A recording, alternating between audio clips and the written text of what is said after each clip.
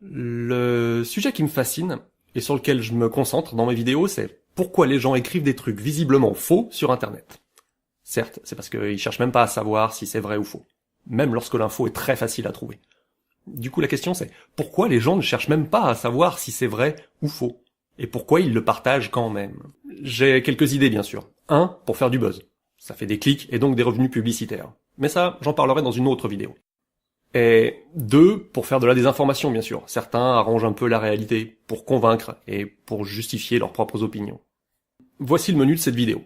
Au début, pourquoi les gens partagent des trucs faux sans vérifier?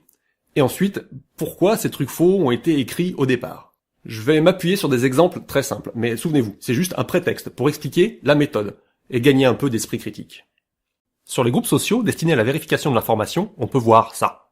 Info ou intox? Grave révélation du Daily Star. 600 soldats britanniques forment les terroristes de Daesh. Essayons de remonter à la source de l'information. L'article partagé n'est pas le Daily Star, mais news.fr. C'est un véritable pavé dans la mare qu'a jeté le quotidien britannique Daily Star sur l'implication des services secrets occidentaux dans le soutien logistique au terrorisme islamiste qui ravage actuellement le monde musulman. Ils citent leur source, mais c'est pas le Daily Star, c'est Stop Mensonge. Allons-y. Même titre, même texte, cette page a été partagée sur les réseaux sociaux des dizaines de milliers de fois. Il existe des interfaces de programmation pour voir ça. On propose une URL et on accède au nombre de partages et de likes total. Eux aussi citent leur source, mais c'est toujours pas le Daily Star. C'est un blog d'un activiste politique. Même titre, même genre de contenu. C'est probablement lui qui a rédigé ce texte à l'origine. Le schéma de la propagation de l'information doit donc être à peu près celui-ci. Une idée que aucun de ceux qui ont partagé ça n'a eu, c'est d'aller lire l'article du Daily Star. C'est quand même de lui dont il est question. Il est cité dans le titre et la source est très facile à trouver. Le Daily Star, c'est un tabloïd anglais, racoleur et sordide. Le titre est provoquant, bien sûr, pour faire des ventes. Mais le corps de l'article ne dit pas exactement la même chose. Il y aurait 600 ressortissants britanniques en Syrie, et une de leurs sources au gouvernement aurait entendu des conversations suggérant que parmi ces 600 britanniques, il pourrait y avoir d'anciens militaires. En fait, rien d'extraordinaire là-dedans. On ne peut pas remonter les sources plus haut, bien sûr. Un journaliste doit protéger ses informateurs. Mais déjà, comment peut-on passer de « parmi 600 ressortissants britanniques en Syrie, il pourrait y avoir d'anciens militaires » à « il y a 600 militaires britanniques qui forment les soldats de l'EI ». C'est comme un jeu du téléphone arabe, où l'information initiale est peu à peu déformée à chaque fois qu'elle est répétée. Moi j'appelle ça l'effet peau de chagrin, parce que plus tu cherches les sources, plus le sujet s'effrite entre tes doigts. Et l'information initiale à l'origine du buzz est tout fin et pas très surprenant. Le site Stop Mensonge ne crée jamais vraiment d'articles lui-même. Il se contente de copier-coller les articles de blog qu'il trouve intéressants. Et quand je dis qu'il trouve intéressants, je veux dire en fait qu'ils vont dans le sens de ses opinions. Et leur opinion, apparemment, c'est « les puissants nous cachent tout, voici la vérité ». Francs-maçons, Israël, les Illuminati contrôlent le monde, le complot juif, les extraterrestres, etc. Leur slogan c'est « la vérité nous libérera ». Du coup, je suppose que ça aussi c'est la vérité? À l'ancienne, jeté en place publique. Des Brésiliens en colère ont attaché à un poteau ce politicien corrompu. Il faut avouer que ça donne des idées, non? Mais en faisant une recherche sur l'image, on trouve très rapidement que cette photo vient d'une campagne publicitaire pour une banque australienne. Temps de recherche, 1 minute. En fait, la vérité, ils s'en foutent. Ils publient ça parce que ça confirme leur opinion. Vrai ou faux, ça leur importe peu. Je vous propose une hypothèse de travail. Je ne sais pas si elle est intéressante, je suis prêt à en discuter, mais qu'en dites-vous? Les sites qui sont du genre à partager ce genre d'infos considèrent que la véracité n'est pas leur premier critère.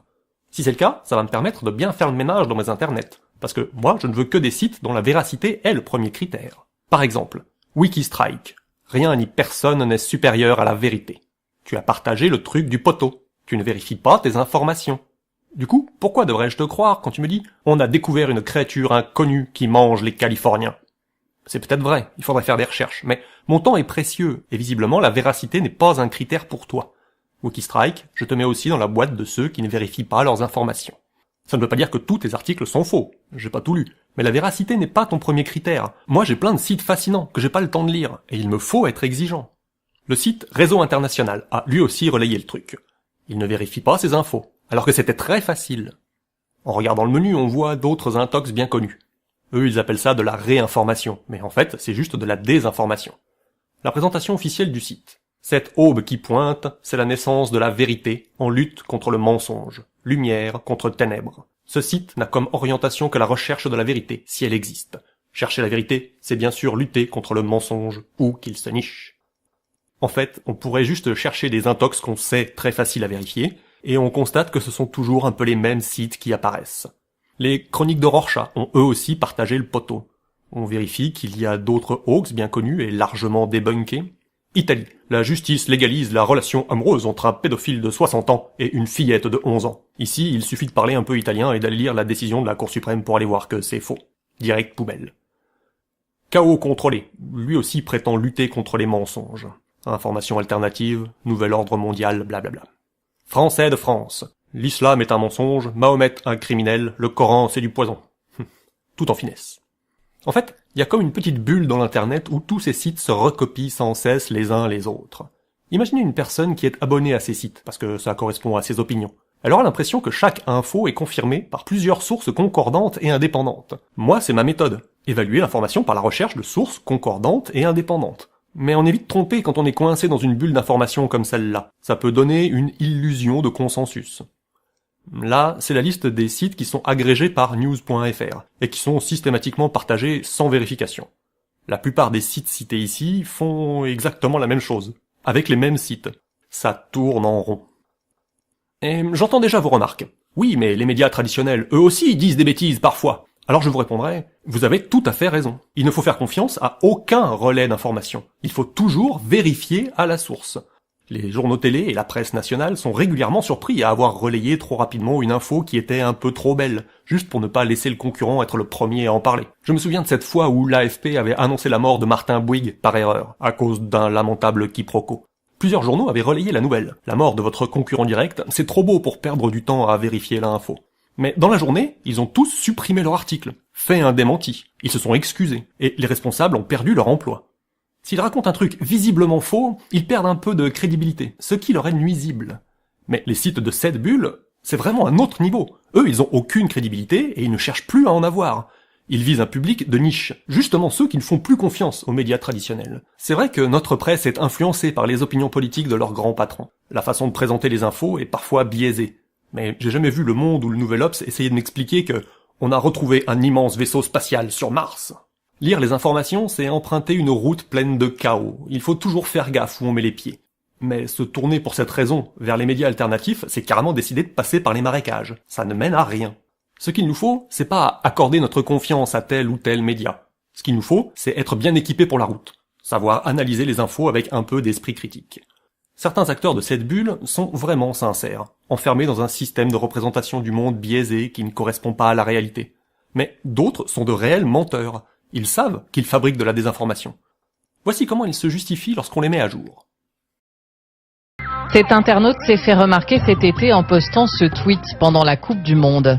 Il montre un immeuble de Paris recouvert de drapeaux algériens. En réalité, il s'agit d'un immeuble à Alger, un tweet depuis effacé.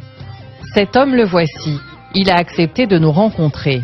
Ancien élu UMP, il a été adjoint au maire d'une commune de la région parisienne pendant 20 ans. Aujourd'hui, il utilise Internet comme principale tribune pour propager ses idées. On fait de la réinformation, c'est-à-dire qu'on informe sur des choses qui se sont passées réellement et que la presse classique n'a pas osé montrer. Nous montrons à Franck Guyot cette photo qu'il a postée. On y voit un bus bondé qui roule les portes ouvertes. Il indique que la scène se passe à Paris. La photo vient en fait du Maroc. Oui, c'était pour provoquer effectivement un peu la ministre sur les transports gratuits à Paris. Mais c'est pas à Paris. Il faut provoquer. Oui, non, c'est pas à Paris. Il a donc détourné volontairement cette photo et celle-là, il a choisi de ne pas la retirer. Oui, je la laisse. Peu importe. Je la laisse, parce que je vais pas toutes les retirer. Je veux dire, à un moment donné, il faut assumer ses tweets. Voilà, bon. Mais si ça passe au travers. Ça passe au travers, on la laisse, oui. Nous lui montrons une autre de ces photos. Postée au mois d'août, on y voit une file de personnes toutes de couleur avec des caddies remplis d'écrans plasma. Franck Guyot a voulu illustrer le détournement de l'allocation de rentrée scolaire. Problème, l'image d'origine date en fait de 2009 et représente les soldes dans un supermarché en Martinique. Est-ce que ça, c'est pas du fantasme? Non, c'est pas du fantasme, c'est de l'illustration. De l'illustration. L'illustration, c'est l'illustration de ce qui se produit dans la réalité. Est-ce que dans cette bataille d'idées, tous les coups sont permis? Oui, en politique, tous les coups sont permis. Sur son profil, Franck Guillot se présente comme membre de l'UMP, appartenant au courant de la droite populaire. Une manière de crédibiliser ses messages. Le fait qu'il y ait une signature, qu'il y ait quelqu'un qui dise « je suis politicien » ou « je suis journaliste » et donc cela me donne le droit d'affirmer que ceci est vrai ou que ceci est faux, est un véritable, accélérateur à la diffusion des rumeurs. Autre exemple, à l'origine de propagation de rumeurs, cette déclaration de Laurent Wauquiez. Aujourd'hui, un couple qui ne travaille pas, qui est au RSA, en cumulant les différents systèmes de minima sociaux, peut gagner plus qu'un couple dans lequel il y a une personne qui travaille au SMIC.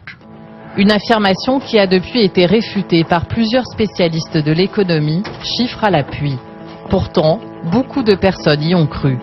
Pour appuyer cette thèse, cet ingénieur de 50 ans avait même créé et diffusé un tableau comparatif sur le net. D'un côté, les revenus et dépenses d'une famille au RSA, de l'autre, ceux d'une famille qui travaille. Ce tableau s'était propagé en un éclair. Dans la demi-heure qui suivait, j'approchais les 1000 partages, chose qui m'était jamais arrivée. Dans les 2 heures qui ont suivi, j'étais pratiquement à 5000 et en moins de 48 heures, j'étais arrivé à plus de 100 000 partages. En fait, le tableau est truffé d'erreurs. En réalité, il reste plus d'argent à la fin de chaque mois à la famille au SMIC qu'à la famille au RSA. Quand j'ai vu le tableau corrigé, j'ai regardé un peu. Bon, je suis plus ou moins d'accord avec ce qu'il y a, mais c'est vrai que j'ai additionné ça de façon brute. L'ingénieur ne l'a pas pour autant retiré. Le tableau continue de circuler sur Internet. Moi, c'est un peu spécial. Je passe mes journées à recroiser l'information pour essayer de remonter aux sources. C'est un peu ma passion. Essayer de trouver des méthodes pour trier le vrai et le faux. Et vous aussi, faites-le avant de partager. Et si vous n'avez pas de temps à perdre, un conseil, faites le ménage dans vos internets. Si un site vous donne un signe que la véracité n'est pas son premier critère, ajoutez-le à votre liste noire. Et si une info ne sort pas de cette bulle, c'est un signe. Ne perdez pas votre temps. Il y a tellement de trucs fascinants à découvrir sur les sites qui citent des sources vérifiables.